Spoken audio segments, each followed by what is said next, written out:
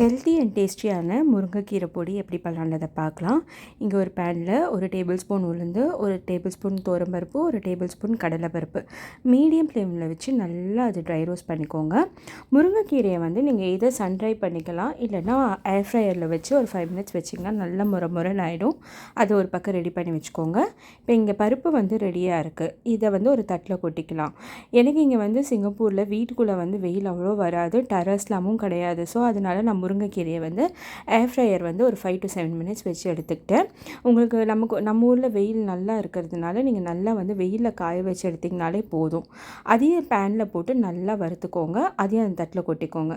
ஒரு table spoon நல்லெண்ணெய் விட்டுட்டு ஒரு 10 காஞ்ச மிளகா, ஒரு 3 பல் பூண்டு, தனியா, ஒரு டேபிள் ஸ்பூன் தனியா, அரை டீஸ்பூன் வந்து மிளகு, அரை டீஸ்பூன் வந்து ஜீரகம், ஒரு 1.5 டேபிள் ஸ்பூன் வந்து வெள்ளை எள்ளு, இது எல்லாத்தையும் சேர்த்துட்டு அந்த எண்ணெயில் எல்லாம் வந்து நல்லா செவக்க வறுக்கணும்.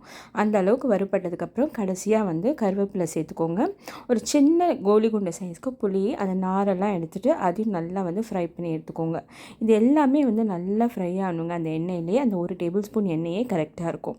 இப்போ இங்கே இந்த பருப்பு, இந்த முருங்கைக்கீரை ப்ளஸ் இந்த வறுத்த ஐட்டம் எல்லாமே ரெடியாக இருக்குது. இப்போ இதெல்லாம் ஒன்றா மிக்சியில் குட்டி நல்லா அரைச்சிக்கலாம்.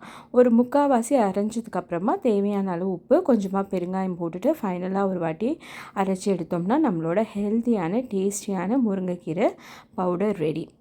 இது அவ்வளோ அட்டகாசமாக இருக்குங்க. சுட சுட சாதத்துக்கு ஒரு டேபிள் ஸ்பூன் பொடியை போட்டுட்டு நல்லெண்ணெய் விட்டு பிசைஞ்சு சாப்பிட்டோம்னா அவ்வளோ அட்டகாசமாக இருக்கும். இட்லி, தோசை எல்லாத்துக்குமே சூப்பராக இருக்குங்க. இன்றைக்கி ஜஸ்ட்டு நான் கடுகு உளுத்தம் பருப்பு தாளிச்சிட்டு இந்த சாதம் பச்சரிசி சாதம் போட்டுட்டு தேவையான பொடி போட்டுட்டு மிக்ஸ் பண்ணி சாப்பிட்டேங்க. அவ்வளோ அட்டகாசமாக இருந்துச்சு. இதுதான் இன்றைக்கி என்னோடய லஞ்ச். நீங்களும் இந்த ரெசிபியை ட்ரை பண்ணி பாருங்கள். தேங்க்ஸ் ஃபார் வாட்சிங்.